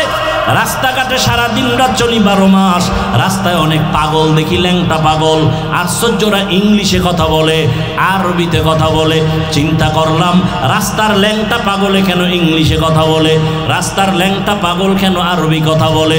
হিসাবটা মিলাইয়া দেখলাম পাগল হইয়া ইংলিশ শিখে নাই, আরবি শিখে নাই, মা বাবা বা শিক্ষক না আলেমের সাথে বেয়াদবি করে রাস্তার পাগল হয়ে গেছে। লিকুল্লি শাইইন জিনাতুন ফিল ওয়ারা ওয়া জিনাতুল মারই তামামুল আদাবি আজ খোদা খাহি মে তৌফিক আদব বেআদব মাহরুম গাশত আজ ফজলে রা। ও আমার কলিজার যুবক বাবারা, মা বাবার দোয়া ছাড়া জীবনে সফলতা আসবে না, খোদার কসম। বেয়াদবি কইরা যদি ডাক্তার হও, তাসলিমার মতো জুতা খায়া দেশ থেকে পালাতে হবে। আর যদি আদবালা ডাক্তার হও, শুধু বরগুনা না, গোটা বাংলাদেশের মানুষ মাথায় নিয়ে সম্মান করবে। এটা দোয়া ছাড়া হয় না। জীবনে তোমার 3টা জায়গার দোয়া জীবনের খুব পুঁজি সফলতার, মা বাবার দোয়া, শিক্ষকের দোয়া, উলামায়ে কেরামের দোয়া। এজন্য অনুরোধ করে বলি রে বাবা, স্কুলে পড়ো, কলেজে পড়ো, চাকরি করো, ব্যবসা করো, ডাক্তার হও, ইঞ্জিনিয়ার হও, বেয়াদব হইও না। ও যুবক বাবা, এবার বাস্তবে একটু উদাহরণটা দেই। আপনার মতো যুবক স্কুল কলেজে পড়ে, জেনারেল লাইনে আছে, জীবনে মাদ্রাসায় পড়ে নাই, এমন বান্দা স্কুলে পড়িয়া 5 বেলার নামাজ পড়ে, সত্য বলেন আছে না নাই? আপনার কপালে কার অভিশাপ লাগছে, আপনি কেন পারেন না? আপনার মতো যুবক র্যাব, আর্মি, পুলিশ, বিডিআরের চাকরি করে, দাড়িওয়ালা নামাজি অভাব নাই, বলেন আপনি কেন পারেন না? আপনার মতো যুবক রাস্তায় গাড়ি চালায়, ড্রাইভারি করে, নামাজ পড়ে, আপনি কেন পারেন না? আপনার মতো যুবক নদীর মধ্যে মাছ ধরে, নামাজ ছাড়ে না, বলেন আপনারা কেন পারেন না? আপনার মতো যুবক জমিনে কৃষিকাজ করে, নামাজ ছাড়ে না, বলেন আপনি কেন পারেন না? কত ডাক্তার, ইঞ্জিনিয়ার, কত প্রফেসর, কত এমপি, মন্ত্রী, ওসি, ডিসিএসপি 5 বেলার নামাজ পড়ে, বলেন আপনারা কেন পারবেন না? কপাল বুঝি খারাপ? মনে আসেনি শুরুর কথা? কপাল বড় খারাপ। আবু জাহিল্লা 13 বছর বয়ান শুনছে, কালেমা কপালে আসে নাই। আর ওমরের মতো বান্দা নবীকে জবাই করতে গিয়া 27 বছরের সময় কালেমাওয়ালা মুসলমান হয়ে গেল। এত দাম আল্লাহ ওমরের বাড়ায় দিলেন। আল্লাহ তাআলা ওমরের কথার সাথে একমত হইয়া কোরআনের ভেতরে আল্লাহ আলাদা আয়াত পর্যন্ত নাজিল করেছেন। ওমরের দাম কত যে আল্লাহ ওমরের কথায় খুশি হইয়া আলাদা কোরআনে আয়াত নাজিল করছে। কিন্তু আশ্চর্য কথা হলো, সেই ওমরকে সোনার বাংলায় দাঁড়াইয়া ভণ্ড বেদাতি বলার মতো বেয়াদব আছে। বাংলাদেশের জমিনে দাঁড়াইয়া কে বলতেছে হযরত ওমর বেদাতি ভণ্ড? আমি সেদিন ঢাকায় বলেছি, ওমরের যারা বেদাতি বলবে, আমি বলবো 14 গোষ্ঠী সব ভণ্ড। কে সেই ওমর? আল্লাহ খুশি হইয়া আয়াত নাজিল করেছেন। রহমতের নবী বলেন, আকাশের দিকে তাকাইয়া যেমনি ভাবে অগণিত তারকা দেখতেছো, আমার ওমরের আমলটাও কিন্তু এরকম অগণিত তারকার মতো। এত পরিমাণ ওমরের আল্লাহর নবী ভালোবাসছেন। এর নবীর উম্মতের দল। ওমর যখন 27 বছরে তরবারি নিয়ে আসছে নবীর কাছে, তখন নবী বাইরে যায় না, গোপনে কালেমার কথা, গোপনে নামাজ আদায় করেন। মাত্র 39 জন মুসলমান পুরুষ, 11 জন মহিলা পুরুষ মুসলমান, মাত্র এই কয়েকজনে গোপনে গোপনে কালেমা পড়ে। আবার বাইরে পাহারাদার নিযুক্ত করছে, যাও কোনো দুশ্মন নিয়ে এসে আবার হামলা করে। আরে নবী তো নবী, কথা বললেই তো কবুল। সেই নবী পাহারাদার রাখছে বাইরে, দুশ্মন এসে না যেন হামলা করে। কিন্তু 40তম মুসলমান ওমর কালেমা পড়েই তরবারি তরবারি নিয়ে দাঁড়ায় বলেন নবী আর গোপনে কোনো কথা হবে না, ওপেনে বের হয়ে যান, কালেমার দাওয়াত চলবে। হাতিমে কাবায় দাঁড়াইয়া একটা হুঙ্কার দিয়া কয়, এই মুশরিকেরা আয়, মুহাম্মদের বিরুদ্ধে একটা কথা বলবি, মুহাম্মদের প্রয়োজন নাই, আমার ওমরের সামনে দাঁড়ায় যাও, তরবারি রেডি আছে। ওমর আসা মাত্র কালেমার দাওয়াত ওপেনে শুরু হয়ে গেল। আল্লাহ ওমরের উপরে এতটা খুশি যে আল্লাহ এক জায়গায় না একাধিক জায়গায় আয়াত নাজিল করছেন। বাইতুল্লাহ তাওয়াফ করেন নবীজি, সাথে সাহাবা, ওমর সহ বাইতুল্লাহর তাওয়াফ 7টা চক্কর শেষ। এবার নিয়ম হলো বাইতুল্লাহর 7 চক্কর দিয়া 2 রাকাত নামাজ পড়া লাগবে, ওয়াজিব নামাজ, তাওয়াফের নামাজ। নবীজি বলেন নামাজটা কোথায় শুরু করব? পরামর্শ দেন। একজনে বলেন ইয়া রাসূলুল্লাহ বাইতুল্লাহর দরজা বরাবর নামাজ 2 রাকাত পড়েন, কেউ বলে জমজম কূপের কিনারায় পড়েন। ওমর বলতেছে নবী আমার মত হলো ওই যে মাকাম ইব্রাহিম পাথরের উপরে দাঁড়াইয়া ইব্রাহিম নবী বাইতুল্লাহ নির্মাণ করেছেন, ওটার পিছনে নামাজ পড়ি। পরামর্শ শেষ, নবী সিদ্ধান্ত দিলেই হয়ে যায়, দেয় না। আসমান থেকে ফয়সালা আসবে। জিব্রাইল আইসা বলতেছেন ইয়া রাসূলুল্লাহ আয়াত আল্লাহ দিয়া দিছেন, আল্লাহ বলে দিছেন ওমর যেটা বলছে আল্লাহ মেনেছেন, আপনাকেও মানতে বলেছেন। সেই ওমরের মতে কিয়ামত পর্যন্ত তাওয়াফের নামাজ মাকামে ইব্রাহিমের পেছনে কিয়ামত পর্যন্ত হাজিরা পড়তে থাকবে। পরামর্শটা কার? ওমরের। আল্লাহ খুশি হয়ে আয়াত নাজিল করে দিলেন। আল্লাহ কয় আমি ওমরেরটা মেনে নিলাম, রসুলকেও মানতে বললেন। সেই ওমরকে বেদাতি বলে এই জমিনে। কপাল বড় খারাপ ও যুবক, এই জন্য বলেছি বরদোয়া নিও না। স্কুলে পড়ো, কলেজে পড়ো, চাকরি করো, ব্যবসা করো, মা বাবার দোয়া, শিক্ষকের দোয়া, ওলামায়ে কেরামের দোয়া নিয়ে সামনে আগাও। আদর্শবান ডাক্তার হও, আদর্শবান ইঞ্জিনিয়ার হও। ও পর্দার আড়ালের আম্মা জানেরা, বোনেরা, আপনাদের জীবনটা কতই যে ধন্য। সমস্ত নবীদের মা আপনারা, সাহাবায়ে কেরামের মা। এখানে স্টেজে কত সন্তানের মাথায় পাগড়ি দিলাম কোরআনের হাফেজ, এদের সিনার ভেতরে 30 পারা কোরআন জমা করে দিছেন আমার আল্লাহ। এদের মা বাবার মতো ঈদের আনন্দে আজকে আর কেউ নাই রে বাবা। ও পর্দার আড়ালের আম্মা জান, আল্লাহ আপনাকে কত সম্মান দান করেছেন। সারা দিন রাত বয়ান করলে শেষ করা যাবে না। এই জমিনে যত ভালো ভালো সন্তান আছে আপনাদের অবদানের কারণে। দুনিয়াতে ভালো যত সন্তান আপনাদের কারণে। এরে আম্মা জান, আপনার মতো কত মা এখনো আছে, পর্দা করে, স্বামীর মাল হেফাজত করে, মোবাইলে সময় নষ্ট করে না। আপনারা কেন পারবেন না রে মা? এখনো সময় আছে, তওবা করেন। আপনার মতো মায়ের গর্ভ থেকেই তো খাজা মঈনুদ্দিন চিশতি আজমিরি আসছেন। আজমিরি রহমাতুল্লাহ আলাইহি বলেন, আমি মদিনাতুল মুনাওয়ারা থেকে ভারতে আসছি কালেমার দাওয়াত নিয়া। আমার হাতে লক্ষ লক্ষ বিধর্মী মুসলমান হয়ে গেল। আমি একদিন মায়ের কাছে আনন্দ প্রকাশ করলাম। আম্মা জান কয়, রে মঈনুদ্দিন এত আনন্দ কেন করো? লক্ষ লক্ষ বিধর্মী আমার হাতে কালেমাওয়ালা হয়েছে। মা ডাক দিয়ে কয়, রে মঈনুদ্দিন এই অবদান তোমার না, আমি মায়ের অবদান। মঈনুদ্দিন বলেন, আম্মা জান আপনার অবদানটা কি? মঈনুদ্দিনের মা চোখের পানি ছেড়ে কান্না শুরু করলেন। চোখের পানি ছেড়ে বলে, রে বাবা মঈনুদ্দিন, তুই আমার গর্ভে যখন আসছো, আল্লাহর কসম আমি এক রাত ঘুমাই নাই, সিজদায় পড়ে মালিকের দরবারে কান্না করেছি।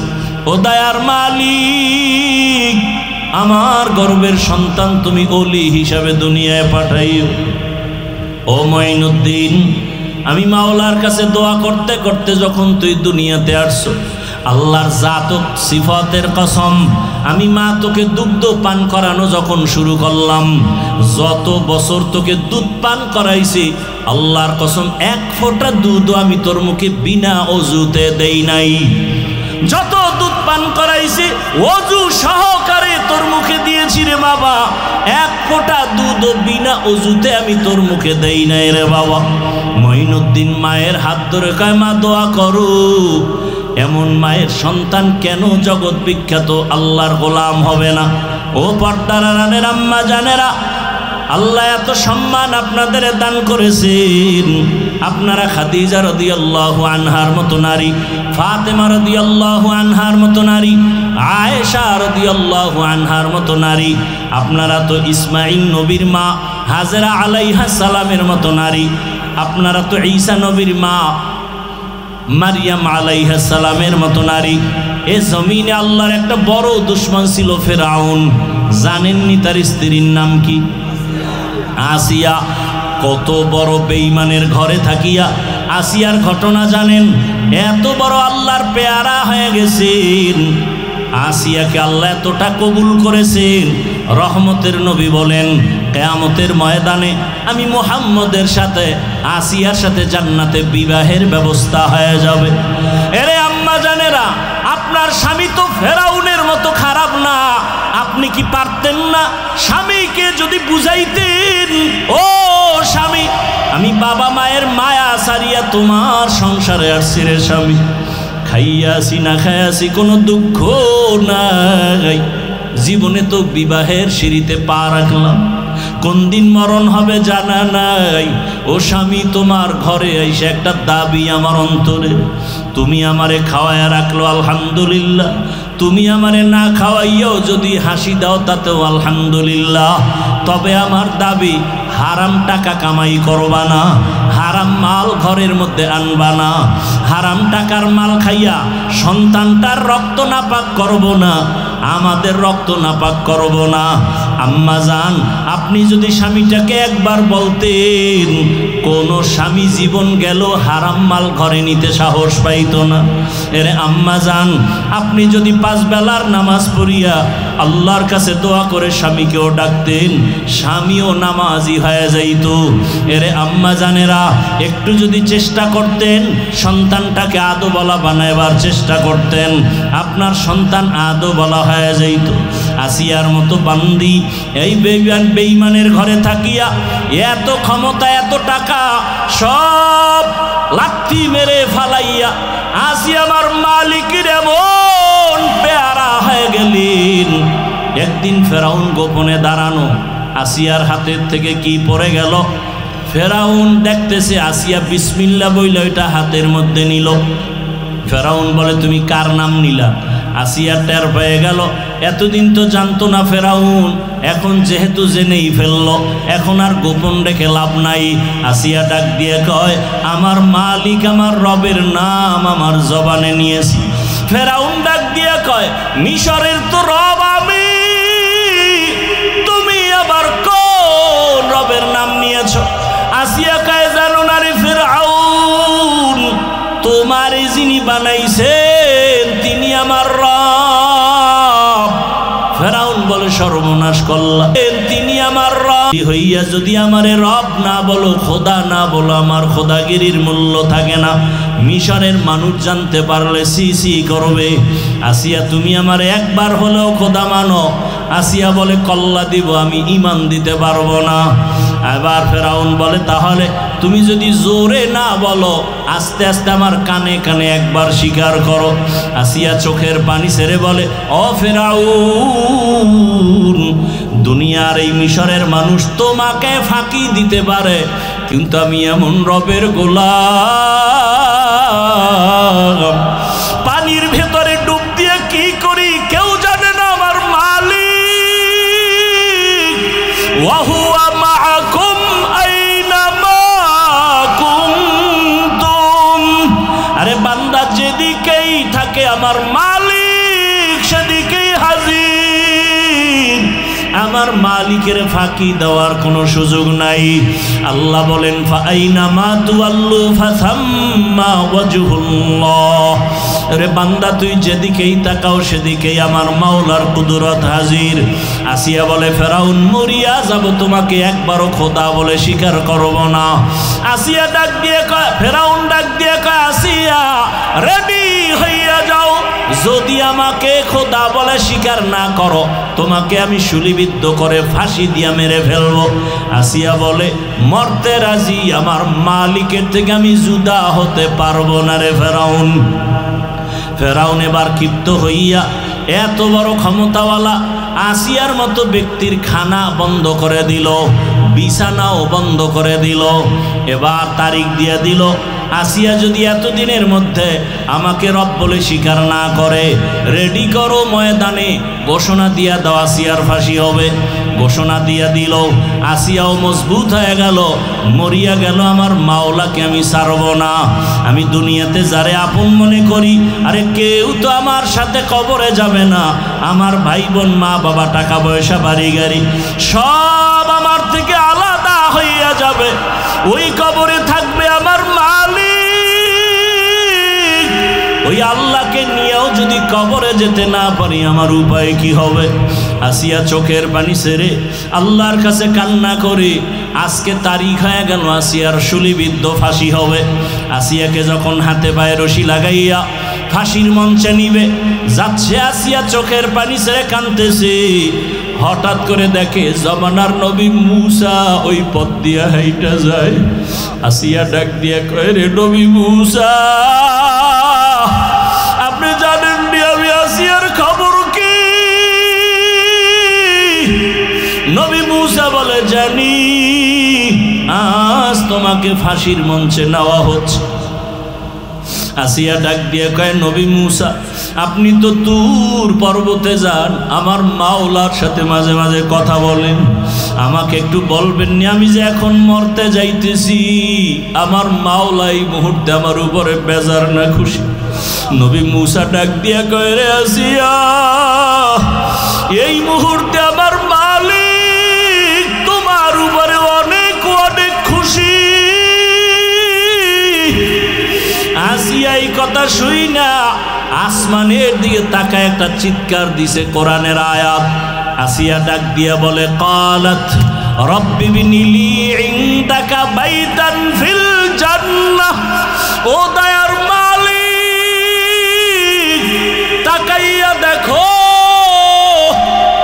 এত ক্ষমতা, এত টাকা সব আমি ফেলে দিলাম, আরামের ঘুম আমারে দিল না, খানাও আমারে দেয় নাই, আমি তোমার জন্য এত ধৈর্য ধারণ করেছি। এত বড় ক্ষমতাওয়ালার ঘরে থাইকাও আমি ঘুমানের মতো একটু জায়গা পাই নাই, এত বড় টাকাওয়ালার ঘরে থাইকাও খানা পাই নাই। এখন আমার ফাঁসি হাজার হাজার মানুষ দেখার জন্য আছে। ও আল্লাহ, বিদায় বেলা আমার কলিজার একটা দাবি, জান্নাতে তোমার পাশে একটা ঘর বানাইয়া দিও। ও আল্লাহ, তোমার পাশে একটা জান্নাতে ঘর বানাইয়া দিও। আসিয়া এই দোয়া করিয়া হঠাৎ করে কিছুক্ষণ আসমানের দিকে তাকাইয়া কান্না বন্ধ করে হাসা শুরু করলো। ফেরাউন বলে, এতক্ষণ কান্না করেছো, এখন মরণকালে আবার কেন হাসো? আসিয়া কয়, ফেরাউন তোর কপাল খারাপ, তুই দেখো না, বুঝো না, বিদায় বেলা আমার মালিক আমার অন্তর চক্ষু খুলে দিয়েছেন,